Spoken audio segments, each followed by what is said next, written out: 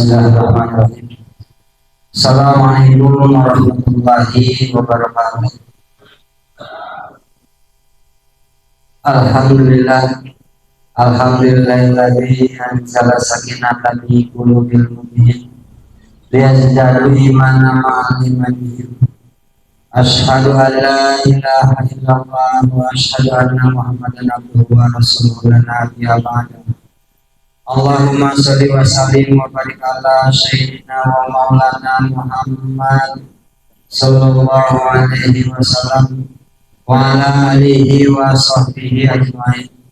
Allahumma rabbi shrah li sadri wa yassir li amri wa hlul 'uqdatam min lisani yafqahu qawli. Allahumma arinal haqqa haqqan warzuqna ittiba'ah wa arinal batila batilan warzuqna ijtinabah. Amma ba'du, sadaqallahu. Sama-sama kita hormati segenap pengurus DKM Masjid Jami Ibrahim, senantiasa dalam istiqomah beribadah dan mengemban tugas sebagai penyambung puasa apa yang telah dituturkan, apa yang telah direncanakan, senantiasa istiqomah dalam tugas-tugasnya. Sama-sama kita hormati guru kita bersama Al-Ustaz Al-Haji Bapak Rahmat Al-Rahman MPD, insyaallah akan memberikan tausiah pelajaran kepada kita semua.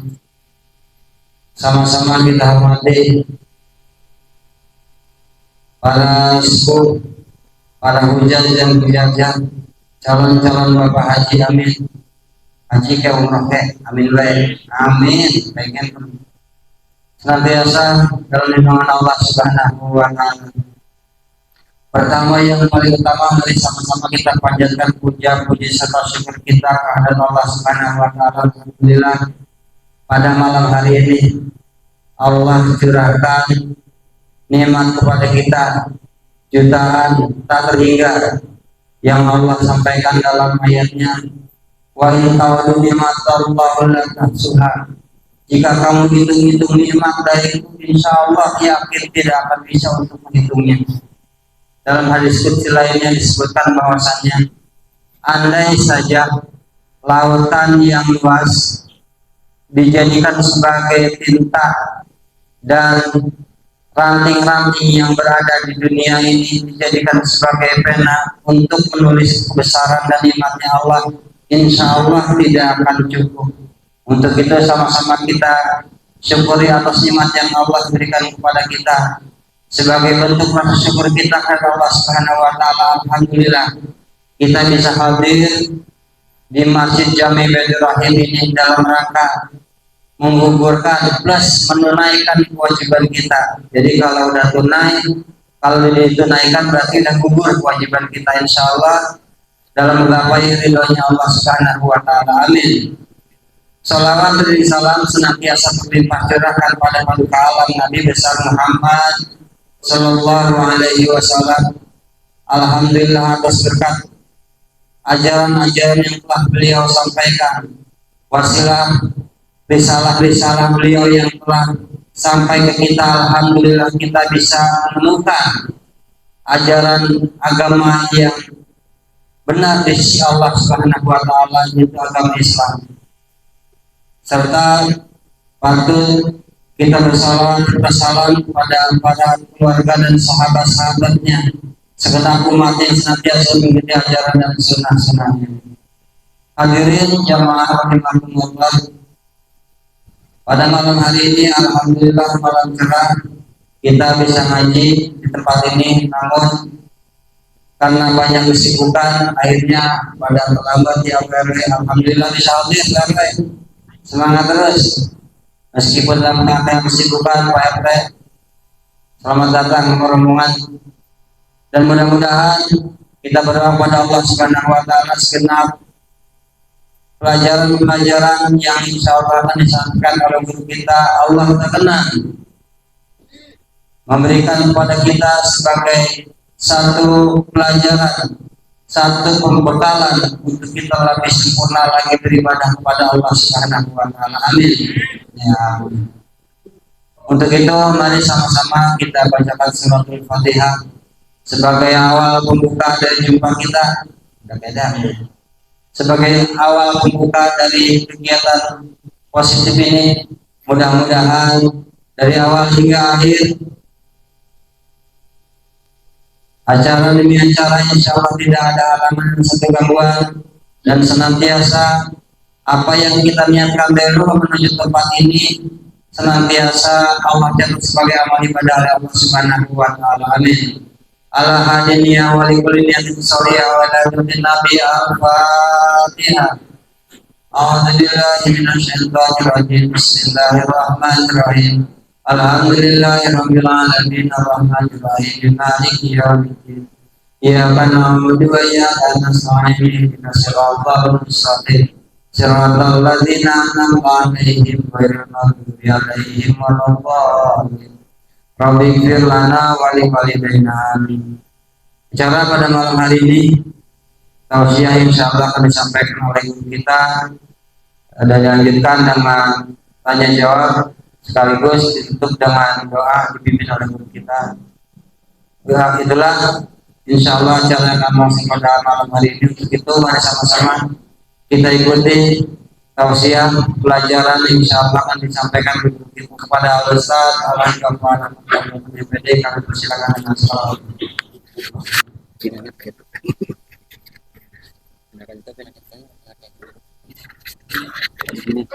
Oh di sini. Pak, masukin lagi. Bisa kalau masukin lancar. Orang tidak. Oh, kencingin dulu. Kalau di syuting jadi ribet ya. Bismillahirrahmanirrahim. Assalamualaikum warahmatullahi wabarakatuh.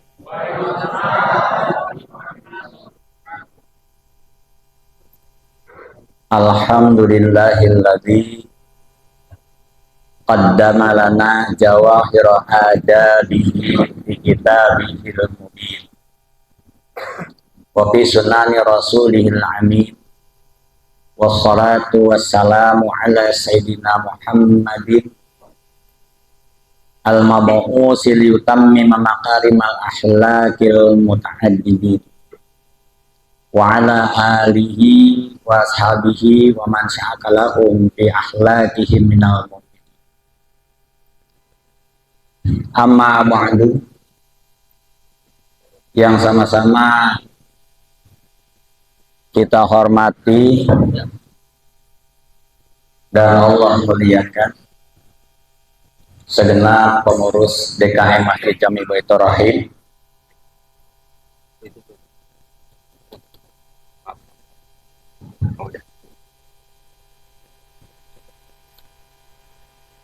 yang senantiasa memfasilitasi majelis ini. Semoga dengan berjalannya majelis ini akan selalu menurunkan keberkahan bagi masjid ini sendiri dan bagi jemaah.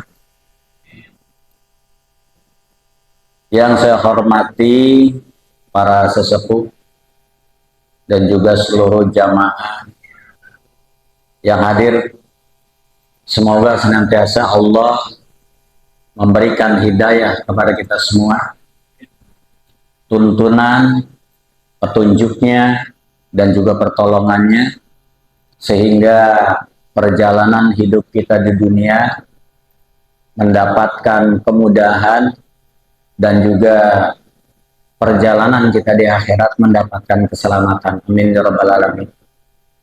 Puji syukur hanya untuk Allah, Sang Pencipta, Pemelihara dan Penguasa bagi sejagat alam, yang tentunya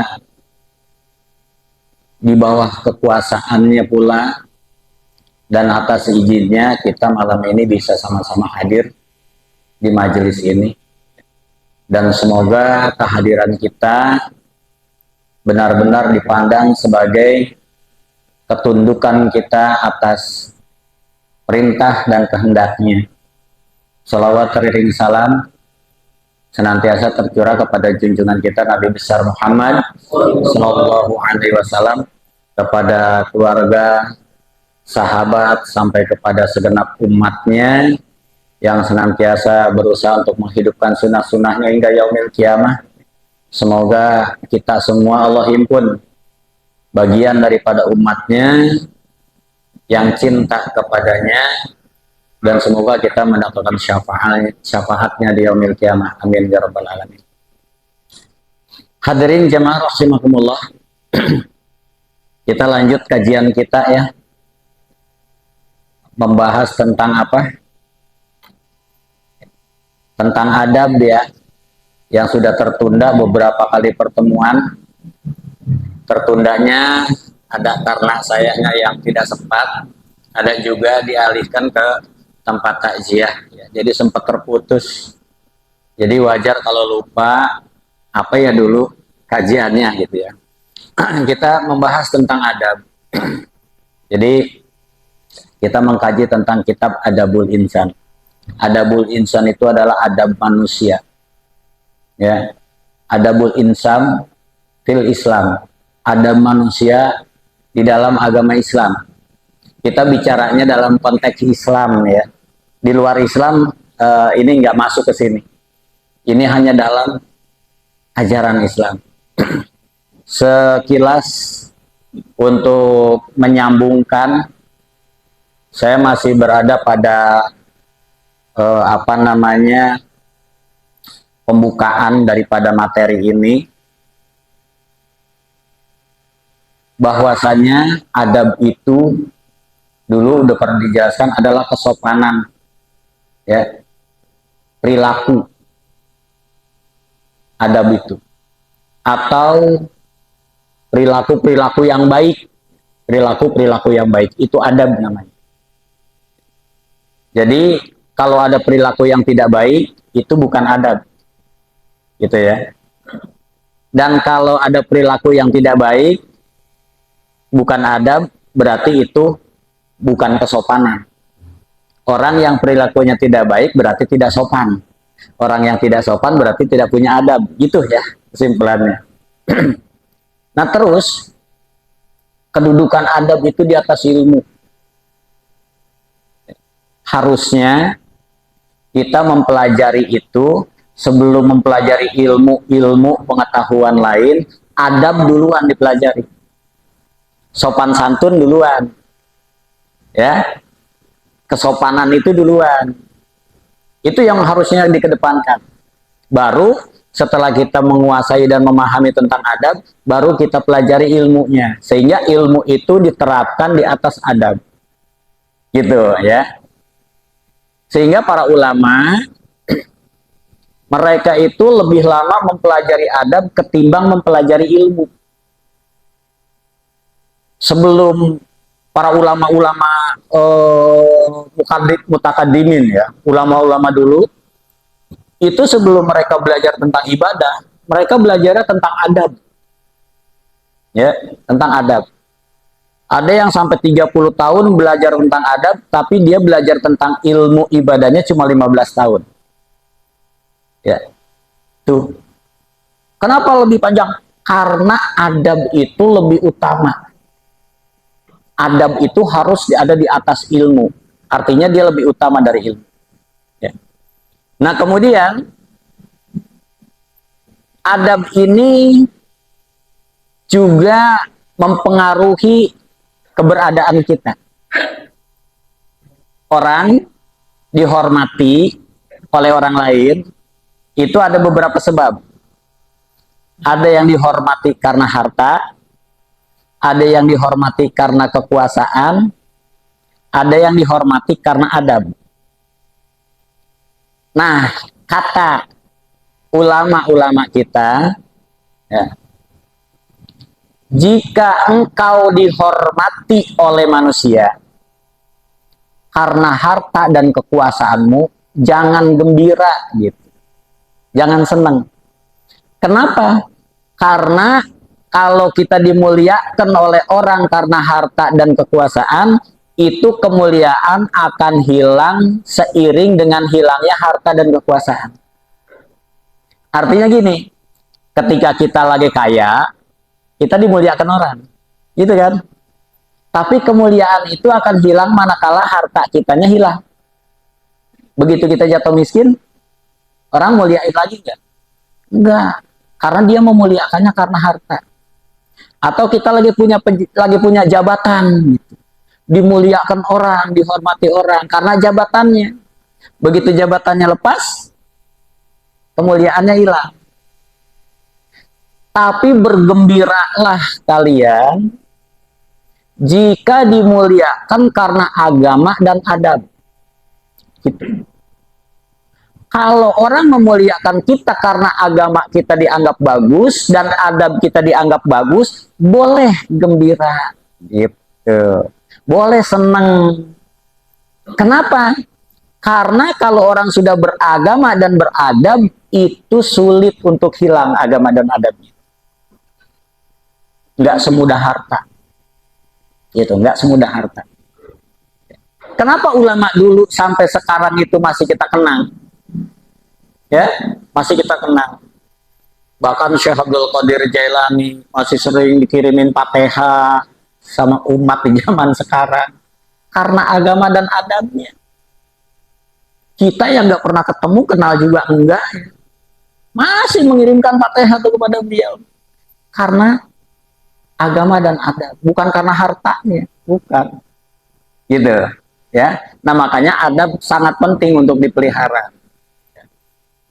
Dan ilmu tanpa adab itu akan membuat malapetaka. Ilmu tanpa adab itu akan membuat malapetaka, akan membuat bencana. Ya, kenapa? Karena ketika orang berilmu tinggi tapi nggak punya adab, songong. Betul nggak? Songong. Orang ilmunya tinggi, pengetahuannya tinggi, tapi adabnya nggak ada, songong dia. Sedangkan kata pepatah, orang yang benar ketika dia semakin berilmu, dia akan semakin merunduk. Katanya ilmu padi gitu. Ilmu padi makin berisi, makin nunduk dia. Ya.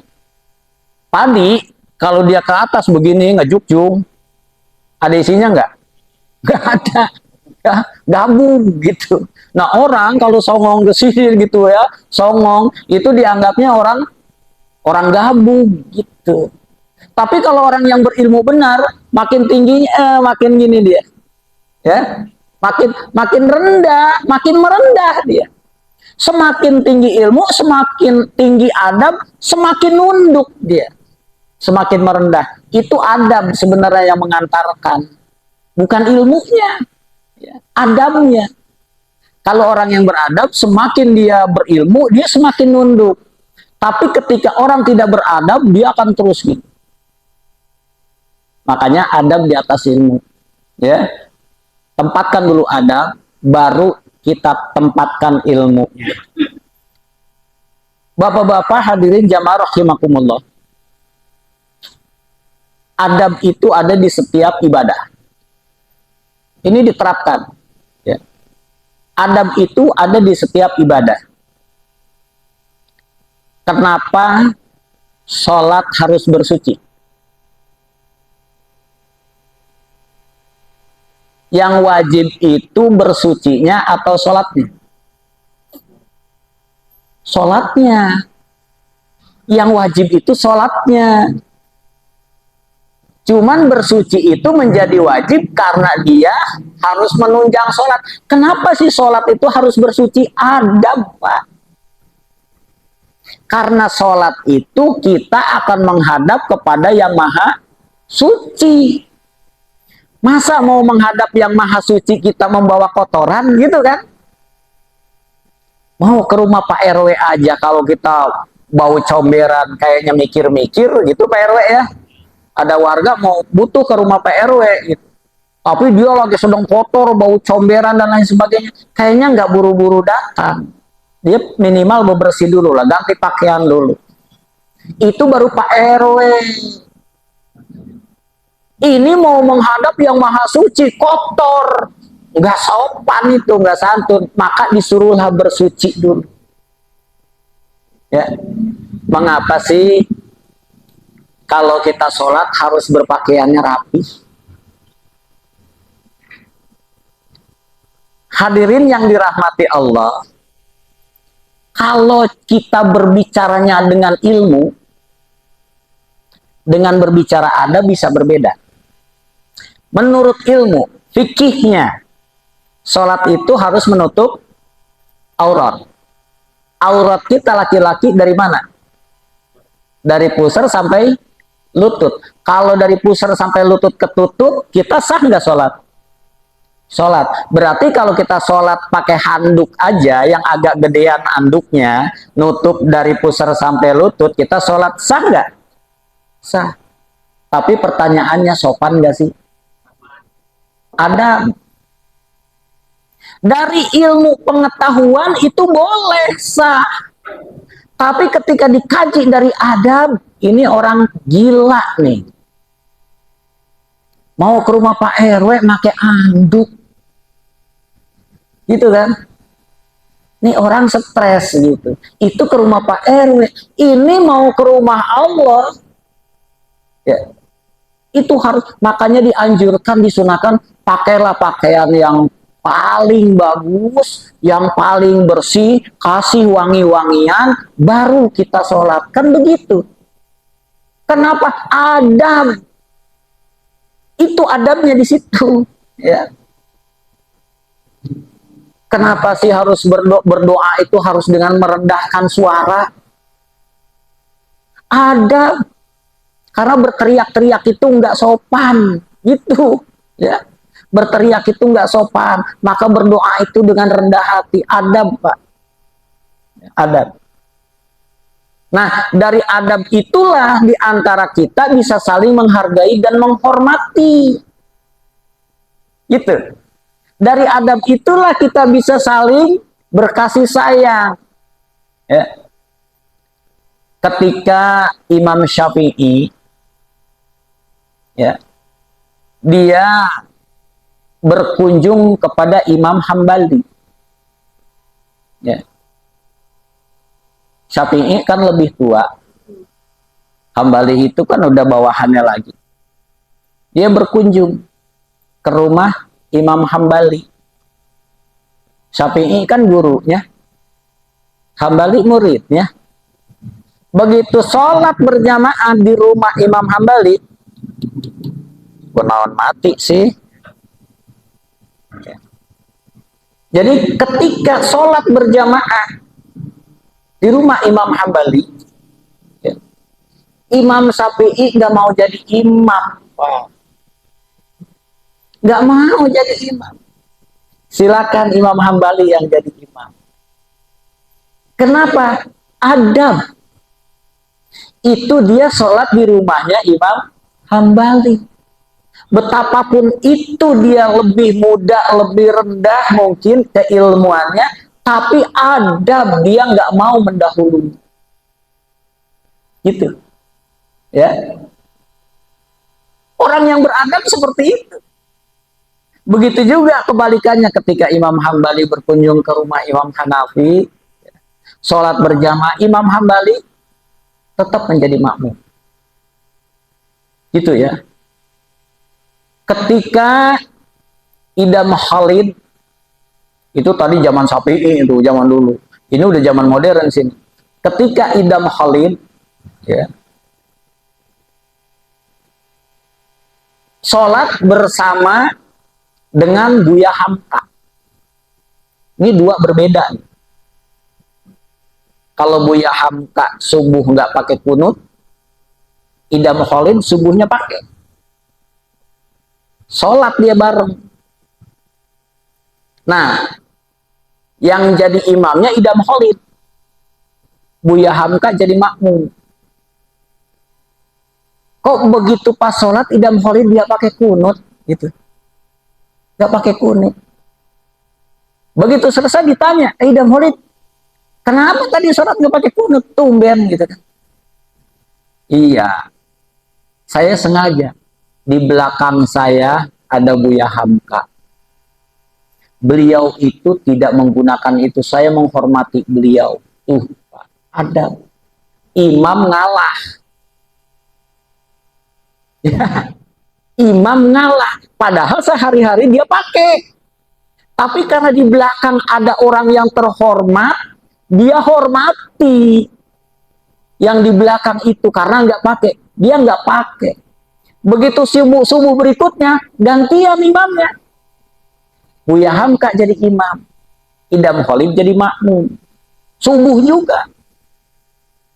Kan Buya Hamka nggak pernah pakai kunut. Tiba-tiba kok pakai gitu. Sehari-hari dia nggak pakai, tiba-tiba dia baca kunut tuh. Ditegur, Buya, kok tumben pakai kunut, biasanya enggak. Di belakang saya ada Idam Khalib.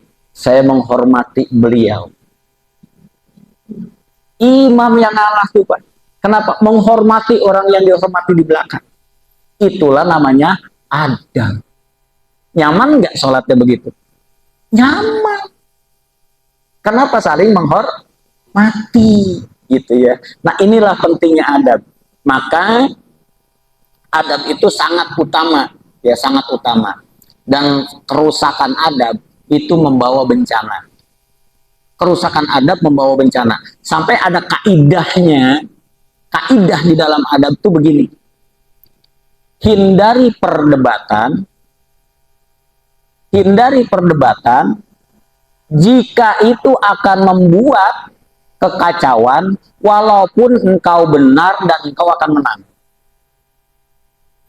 Umpamanya kita nih berselisih paham nih, ya. Terus kita berdebat, argumentasi. Itu ngeluarin dalil, ini ngeluarin dalil, itu dalil, ini dalil. Tapi kalau ternyata argumentasi seperti itu, berdebat seperti itu akan membuat kekacauan, lebih baik mengalah. Walaupun kita benar. Itu kaidah. Ya, walaupun kita akan menang nih.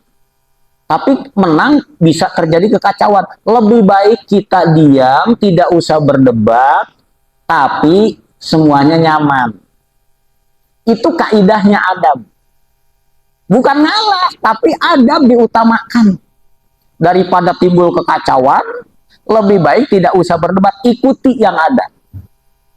Gitu. Sepanjang yang diikuti itu memiliki dasar yang kuat juga. Jadi gak usah ditentang. Inilah adab. Ya. Itu kaidah-kaidah masih ya. Itu dalam batas pemahaman-pemahaman kaidah-kaidahnya. Nanti kita akan masuk kepada materi bagaimana adab kepada Allah, bagaimana adab kepada Rasul, bagaimana adab kepada sesama, ya. Akan satu persatu nanti ini masuknya, ya. Kita mulai. Oh, udah setengah jam mulai ya. Baru mulai. Yang penting paham dulu, nggak apa-apa. Adab manusia kepada Allah Ta'ala. Bagaimana kita ini bisa punya adab kepada Allah? Ya. Adab kepada Allah itu dapat dijalankan oleh seseorang setelah dia mengetahui dengan keyakinan yang yakin, seyakin-yakinnya, dengan kepercayaan yang yakin, ya, dan mengenal Allah Subhanahu wa Ta'ala dengan pengenalan yang benar. Kita bisa punya adab kepada Allah kalau kita punya keyakinan yang super tentang Allah dan kita mengenal Allah dengan pengenalannya yang benar. Ya, adakah orang mengenal Allah tidak benar? Ada, Pak. Ada itu, dia kenal Allah tapi nggak benar pengenalannya. Pernah nggak mendengar ada faham apa itu manunggaling apa tuh? Manunggaling musti ya. Oh, gitu ya. Bahasa itu sih bahasa orang sono tuh, bahasa Pak Haji ya. Saya agak kurang paham kalau bahasa Pak Haji. Itu maksudnya menyatu Allah dengan kita gitu kan. Menyatu Allah dengan diri kita. Itu ada yang salah pahamnya. Sehingga dia merasa bahwa apa yang dikerjakan itulah pekerjaan Allah gitu. Jadi Allah ada di dirinya, ya, seakan dirinya adalah Allah gitu. Itu paham yang menyimpang jauh gitu. Ada Siti Jenar ya. Itu pengembangan mengenal Allah tapi dengan pengenalan yang salah. Dan adab itu akan ada, adab kepada Allah kalau kita mengenal Allah dengan pengenalan yang benar pengenalannya, ya. Jadi pengenalan yang benar itu seperti apa? Ya. Bahwa Allah itu ialah Tuhan yang menciptakan, yang memelihara dan menguasai. Allah itu Tuhan yang menciptakan, yang mengatur dan menguasai seluruh alam jagat raya. Seluruh alam. Makanya Rabbil Alamin, yang memelihara seluruh sekalian alam. Emang alam banyak apa? Banyak, Pak. Alam itu banyak. Ya, ada alam ruh, ada alam rahim, ada alam dunia, ada alam barzah, kan gitu ya. Ada alam mahsyar, ada alam akhirat. Nah, sampai di akhirat baru dibagi dua. Ada surga, ada neraka. Alam-alam itu akan kita lewati nanti. Ya. Akan kita lewati. Kita sudah start dari alam ruh, masuk ke alam rahim, keluar, masuk ke alam dunia. Baru sampai situ kita. Masih ada sekian alam lagi ke depan. Semua alam-alam itu diciptakan oleh Allah, dipelihara oleh Allah, dikuasai oleh Allah. Jadi kita ini bisa ada diciptain oleh Allah. Adalah kita. Sudah ada, kita kan berkembang. Dari kecil sampai akhirnya besar dan tua. Siapa yang memelihara kita? Allah, Pak. Kita jangan salah di situ. Siapa yang memelihara kita? Emak bapak saya. Emak bapak kita itu cuman sebagai peragaknya saja. Tapi hakikatnya yang memelihara kita itu adalah Allah.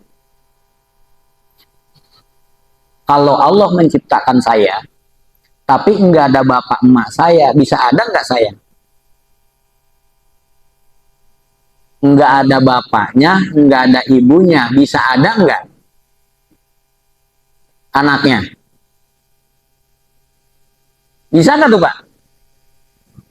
Kok bingung? Nabi Adam punya bapak nggak? Punya ibu nggak? Kok lahir? Allah punya mau. Ada emaknya, nggak ada bapaknya. Bisa ada nggak? Banyak itu mah. Ada emaknya, nggak ada bapaknya mah banyak. Contohnya siapa? Nabi Isa. Nabi Isa punya emak tapi nggak ada bapaknya. Waduh, negatif tuh. Ya, punya emak nggak ada bapaknya. Dia mah asli nggak ada. Bukan kayak Maryam sekarang, bukan. Ya, bukan kayak Maryam sekarang. Maryam yang dulu itu asli, memang nggak ada bapaknya, tapi bisa punya anak. Allah yang menciptakan. Gitu, ya. Jadi yang menciptakan kita Allah, orang tua kita sebagai sabab saja. Yang memelihara kita Allah, orang tua kita berusaha hanya sekedar sabab saja. Yang menguasai kita Allah, gerakan kita itu cuma sekedar sabab aja. Kalau Allah tidak menghendaki itu semua, tidak akan pernah terjadi dengan kita. Ini akidahnya, ini tauhidnya.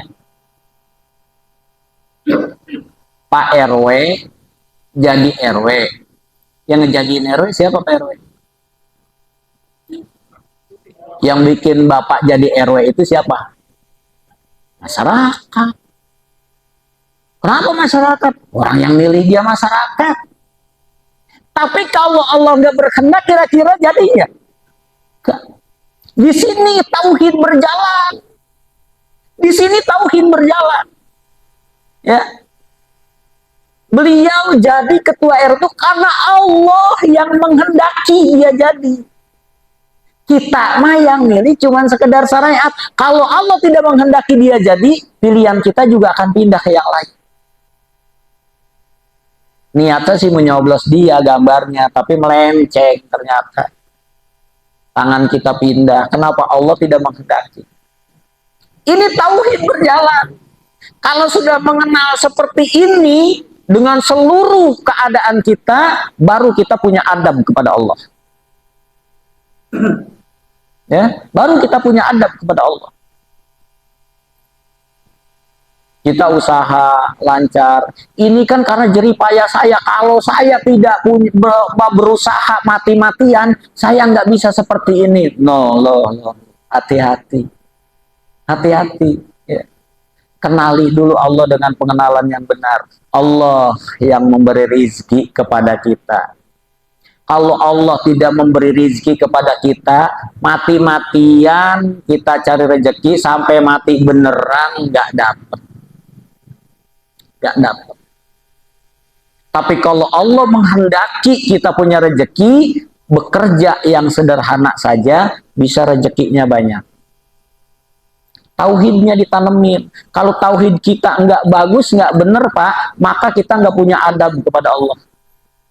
Karena kita tahu bahwa yang memberi rizki itu kepada kita Allah, maka kita berterima kasih kepada Allah. Itu. Karena kita tahu yang memelihara kita adalah Allah, maka kita selalu berbuat yang santun kepada Allah. Kalau kita pernah susah, kita ditolong oleh seseorang, itu gembiranya luar biasa. Sampai akhirnya kita mengingat jasa orang itu, maka orang itulah yang paling utama di mata kita karena dia pernah nolong kita, gitu kan? Itu terhadap manusia, Pak, yang mungkin pertolongannya 1-2 kali dan nilainya pun masih dianggap belum seberapa. Bagaimana dengan pertolongan Allah kepada kita? Ya, bagaimana dengan pertolongan Allah kepada kita? Kita masih dibangunin pagi, bisa ngelihat sinar matahari pagi. Sore kita dimatiin lagi, sampai nggak ngelihat apa-apa. Pagi kita dihidupin lagi, ngelihat lagi matahari. Sore dimatiin lagi, terus begitu. Apakah itu bukan pertolongan dan bukan nikmat buat kita? Semua nikmat. Kita masih bisa bernapas dengan lega. Tarik nafas, lega. Kenapa? Kita masih punya oksigen yang cukup. Betapa banyak orang yang butuh oksigen, tapi sudah tidak bermanfaat oksigen buat dia. Sampai dia beli beratus-ratus ribu, dia butuhkan oksigen. Padahal Allah sudah memberikan oksigen ke dia itu tanpa hitungan. Cuma, nah makanya begini Pak, ketika kita sakit, sesak napas, yang hanya bisa dilegakan napas itu dengan oksigen, mestinya kita sadar, bisa jadi kita lupa kepada Allah yang sudah memberikan oksigen tanpa batas, ya. Allah berikan oksigen kepada kita tanpa batas, tapi kita nggak bersyukur atas oksigen itu. Maka Allah cabut oksigennya dulu sebentar. Cengap kita kan akhirnya beli oksigen 1 botol 100.000 dipakai di hidung, cuma beberapa jam habis ya. 1 botol nggak nyampe 1 hari habis, besarannya 100.000.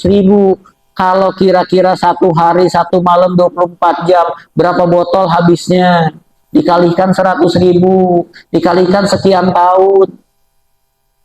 Berapa banyak kita harus beli oksigen kepada Allah. Itu dilupakan oleh kita, dan kita tidak bersyukur ketika Allah mau ingetin, Allah cabut oksigennya. Berat napasnya, cengap-cengap. Itu disuruh sadar. Syukuri itu oksigen yang ada selagi kalian sehat, gitu maksudnya. Ya, itu adab kepada Allah, gitu. Adab kepada Allah. La in syakartum la azidanakum. Ya, jika kamu bersyukur kepadaku, aku tambah nikmatku. Bersyukur itu adab kepada Allah. Artinya kita sadar kalau Allah itu ciptakan kita, Allah pelihara kita, Allah kuasai kita.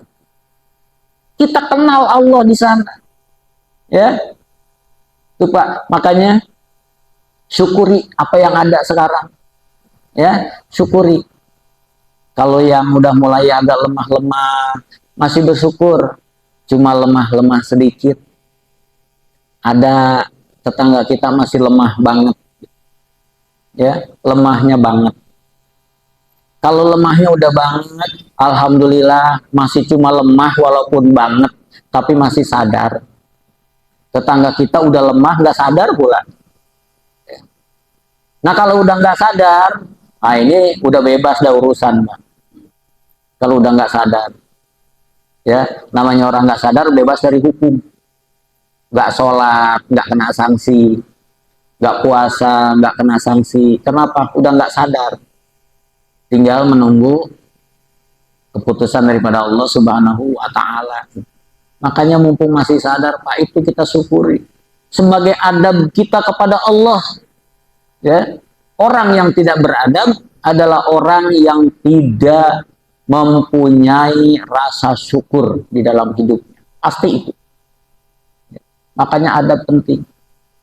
Anak yang tidak beradab ngelawan nggak dengan orang tua? Lawan. Kalau ada anak yang ngelawan, itu anak nggak punya adab. Kalau anak nggak punya adab, anak ngelawan. Kenapa nggak bersyukur dengan orang tua? Ya. Betapapun miskin dan bodohnya orang tua, tetap wajib dihormati. Kenapa? Karena dia sampai gede tetap yang merawat itu orang tuanya. Yang goblok, yang bodoh, yang miskin itu yang membesarkan dia. Ya enggak? Sewot nggak sih Pak kalau anak udah digede gitu kemudian ngelawan?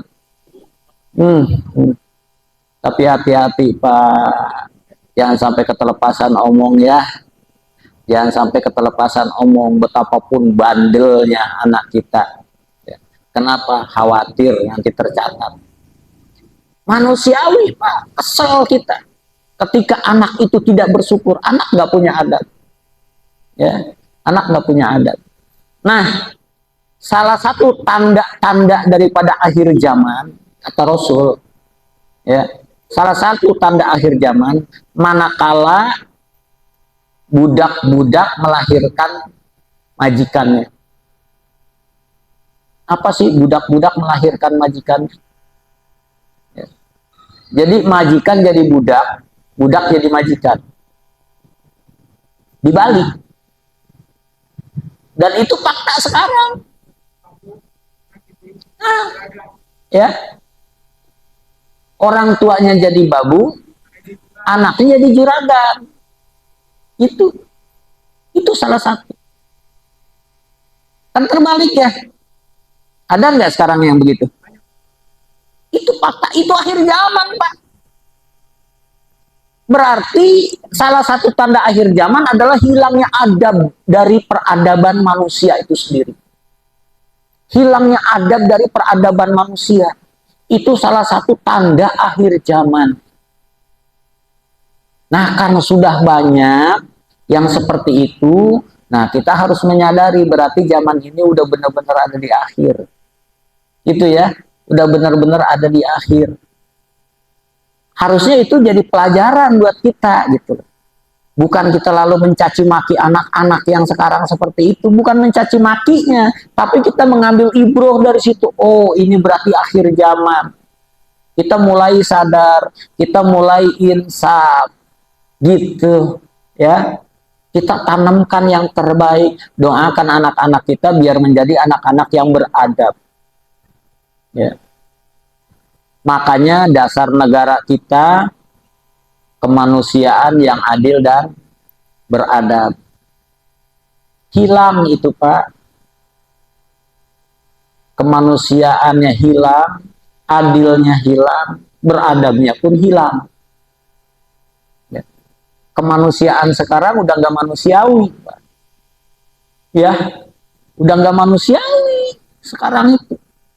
Pokoknya nggak peduli dengan masalah orang lain. Yang penting dia berhasil dengan tujuan. Kalau sudah tidak manusiawi, kemanusiaan sudah tidak ada, maka keadilan pun tidak ada. Kalau keadilan sudah tidak ada, maka sudah tidak ada Adam. Dan itu sudah merembah di alam ini, ya. Jadi kemanusiaan yang adil dan beradab itu hanya tinggal semboyan, Pak. Tapi dalam perilaku kehidupan kita di bangsa Indonesia ini miris sekali.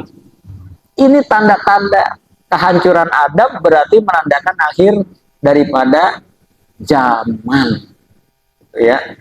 Nah, kembali kita mengenal Allah dengan pengenalan yang baik. Kenali Allah dengan sebaik-baiknya. Siapa itu Allah sebenarnya? Kuncinya tadi diantaranya 3. Allah pencipta, Allah pengatur, Allah penguasa seluruh jagat raya yang ada. Tidak ada satu benda pun, satu makhluk pun yang tidak diciptakan oleh Allah. Andaikan kita bisa bertanya kepada makhluk-makhluk itu, entah gunung, entah laut, entah pohon, dan lain sebagainya, kita bertanya kepada mereka, mereka akan menjawab dengan jawaban yang sama. Keberadaan kami diciptakan oleh Allah. Jawabannya akan sama, Pak. Cuman sayangnya kita tidak bisa bertanya dengan mereka. Ya, hanya orang-orang tertentu yang diberikan izin oleh Allah untuk bisa komunikasi dengan alam-alam itu. Ya. Mereka akan menjawab yang sama. Kami diciptakan oleh Allah. Burung-burung pun sama. Mereka sadar mereka ada diciptakan oleh Allah. Kita pun ada diciptakan oleh Allah. Kita dibikin oleh Allah. Nah, kalau kita sudah dibikin oleh Allah sedemikian rupa indahnya, maka layaknya harus bagaimana kita dengan Allah. Bukan cuma dibikin, udah dibikin, dipelihara, nggak dibiarin oleh Allah. Kalau manusia kan kadang-kadang bikin anak udah bikin doang. Ya, udah dibikin nggak diurusin, bener? Ya, manusia. Allah nggak begitu, Pak. Allah ciptain makhluknya, tidak ditinggal diam, udah diciptakan, dipelihara. Dipelihara itu makhluk. Makhluk mana di antara makhluk Allah yang tidak mendapatkan rezeki?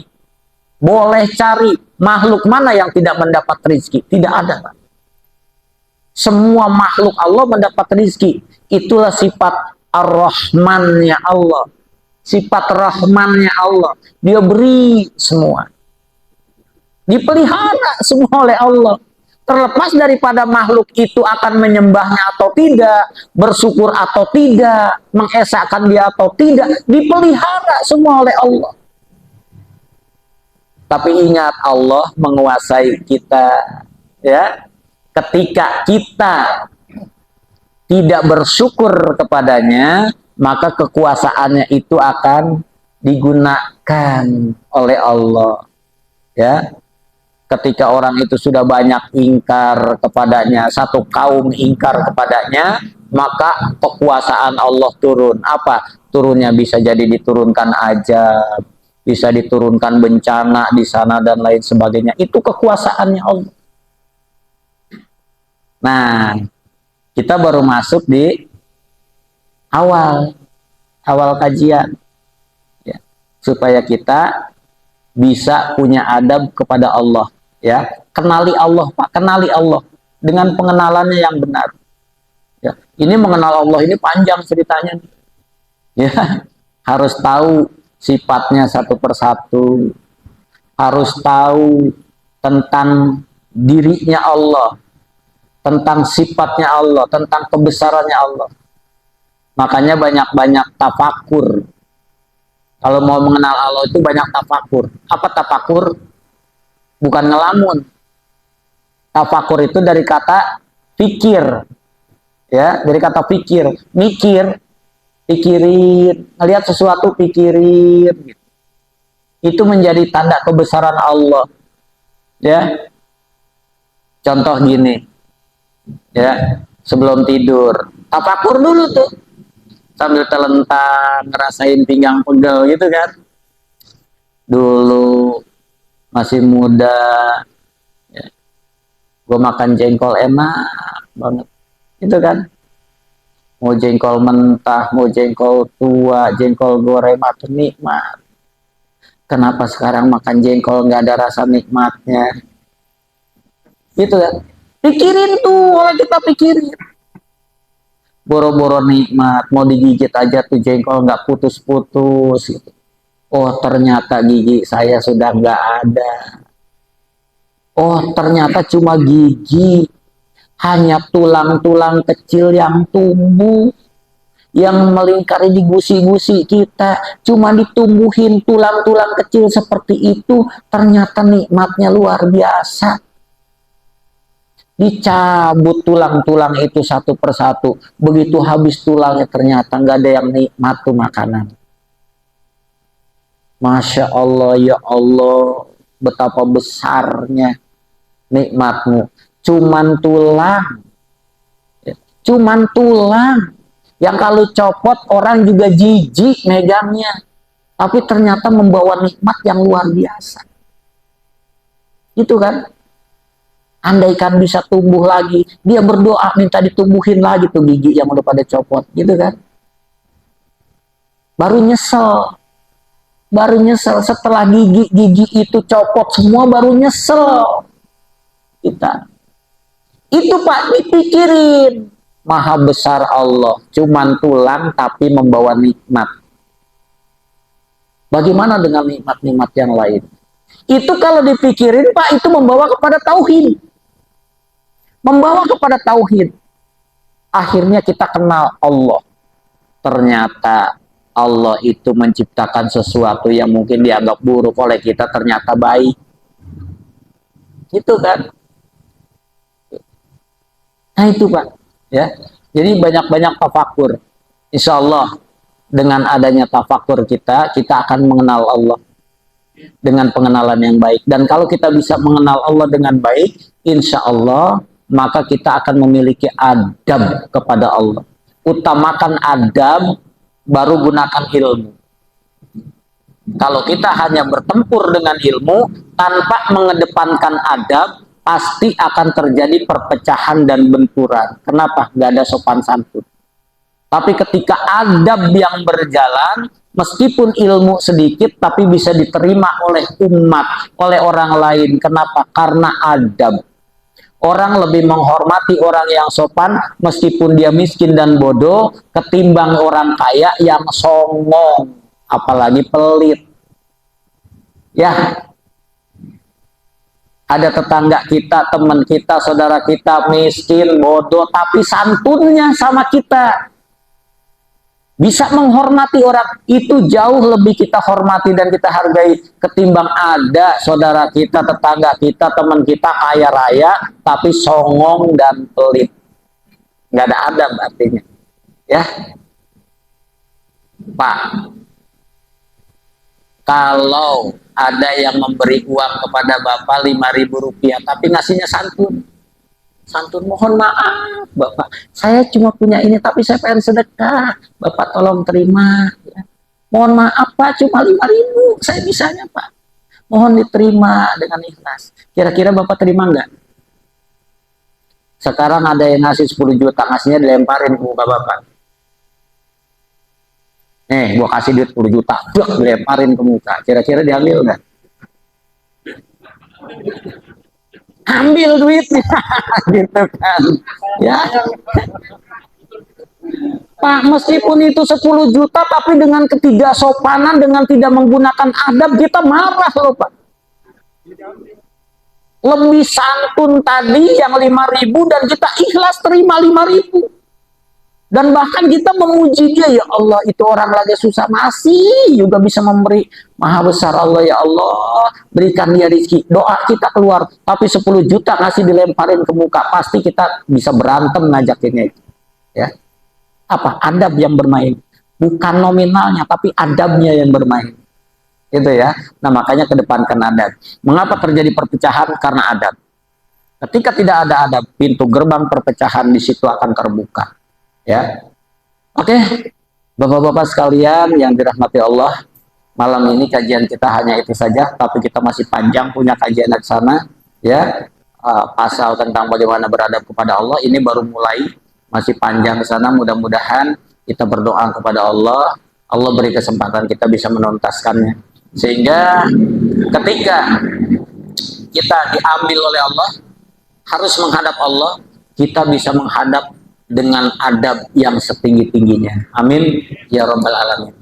Oke, mungkin sebelum ditutup 1, 2 kalau ada itu juga ya yang bertanya, monggo, bisa saya jawab, tidak bisa dijawab mungkin ditangguhkan.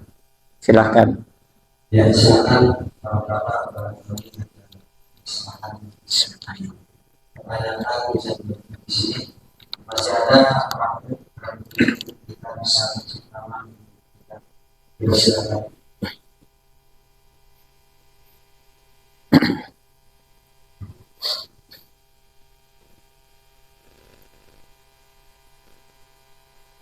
Ya, kalau tidak ada ya alhamdulillah gitu ya.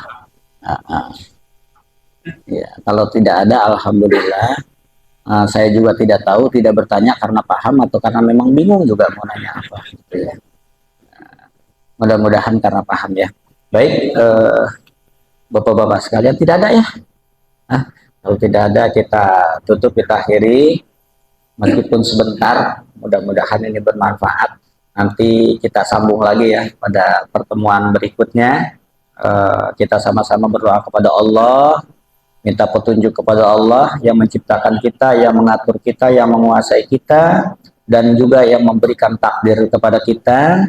Hanya dialah satu-satunya yang bisa kita mintai pertolongan sesuai dengan kebutuhan kita di dalam kehidupan ini. Bibarakati al-Fatihah. A'udzubillahi minasyaitonirrajim. Bismillahirrahmanirrahim. Alhamdulillahirabbil alamin, arrahmanirrahim, maliki yaumiddin. Iyyaka na'budu wa iyyaka nasta'in. Ihdinas siratal mustaqim. Siratal ladzina an'amta 'alaihim ghairil maghdubi 'alaihim waladdallin. Rabbighfir lana wa liwalidayna amin. Astaghfirullahaladzim, astaghfirullahaladzim, astaghfirullahaladzim. Ya Allah ya Ma'bud, Allahumma salli wa sallim ala Sayyidina Muhammadin fil awalin wal akhirin, wa barik wa sallim wa radiyallahu ta'ala an kulli sadatina ashabi Sayyidina Rasulillahi ajma'in. Bismillahirrahmanirrahim. Alhamdulillahi rabbil alamin. Hamdan syakirina, hamdan naimin, hamdan yu'afi ni'amahu wa yukafihu majidah. Ya Rabbana lakal hamdu kama yanbaghi li jalali wajhikal karimi wa azimi sultan. Allahumma salli ala Sayyidina Muhammad wa ala ali Sayyidina Muhammad salatan turjana biha min jamil ahwali wal afat wa taqdilana biha jami'al hajat wa tutahhiruna biha min jami'i syai'at wa tarfa'una biha indaka 'ala darajat wa tuballighuna biha aqsal ghayat khairati fil hayati wa ba'dal mamat. Innaka sami'un qaribun mujibud da'wat fa ya qadiyal hajat. Allahumma ighfir lana wa liwalidayna. Allahumma ighfir lana wa liwalidayna. Allahumma ighfir lana wa liwalidayna warhamhum kama rabbana sigara. Ya Allah ya Rahman ya Rahim, ya Ghafur, ampuni dosa ibu bapak saya ya Allah. Ampuni segala dosa-dosanya, baik yang besar maupun yang kecil, yang disengaja maupun yang tidak disengaja, baik yang sudah dimintakan ampun maupun yang beliau belum sempat untuk meminta ampun. Atas permintaan kami, ampuni dosa mereka semua ya Allah. Sayangi mereka semua ya Allah, seperti mereka menyayangi kami hingga kami masih kecil sampai kami dewasa ya Allah. Ya Allah, berikanlah tempat kepada orang tua kami yang ada di alam kubur tempat yang layak. Lapangkan kuburnya ya Allah, jadikan kuburnya sebagai taman-taman surga ya Rabb, dan jauhkan dia daripada siksa kubur ya Allah. Rabbana taqabbal minna innaka antas samiul alim wa tub alaina innaka antat tawwabur rahim. La ilaha illa anta subhanaka inna kunna minadz zalimin. Ya Allah, hamba sadar hamba banyak dosa ya Allah. Hamba sering ingkar kepadamu, hamba sering tinggalkan perintah-perintahmu ya Allah. Untuk itu ya Allah, berikan kemampuan kepada kami untuk bisa bertobat dari segala dosa-dosa kami ya Allah. Berikan kesadaran kepada kami untuk bisa kembali ke jalan ya Allah.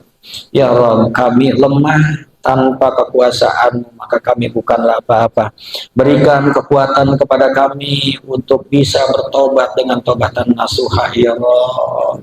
Ya Allah, akhiri hidup kami dengan akhir yang baik, dengan akhir yang Engkau ridhai ya Allah. Ya Allah, berikanlah kemudahan kepada lisan kami untuk mengucapkan la ilaha illallah Muhammad Rasulullah pada akhir kalam kami ya Allah. Ya Allah, kami masuk surga kami mampu, tapi kami masuk neraka pun kami tidak sanggup ya Allah. Maka dari itu kami memohon rahmat-Mu ya Allah. Berikanlah rahmat-Mu yang sebesar-besarnya kepada kami ya Allah.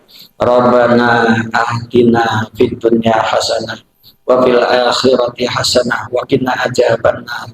Ya Allah, saat ini kami masih ada di alam dunia. Berikanlah kami kebaikan di dunia ini ya Allah. Dan setelah ini kami juga akan masuk ke alam akhirat. Maka persiapkanlah kebaikan untuk akhirat kami ya Allah. Ya Allah, jauhkan kami daripada siksa api neraka ya Rabb. Rabbana innana amana faghfir lana junubana wa kafir anna syayatina wa tawaffana ma'al abrar. Subhanaka rabbika rabbil izzati amma yasifun wa salamun alal mursalin walhamdulillahi rabbil alamin. Demikian dan cukup sekian, kurang lebihnya mohon maaf. Mudah-mudahan Allah berikan kesempatan kita untuk melanjutkan kajian ini pada pertemuan yang akan datang, dan saya akhiri hadanallahu wa iyyakum ajmain. Billahi taufiq wal hidayah. Wassalamualaikum warahmatullahi wabarakatuh.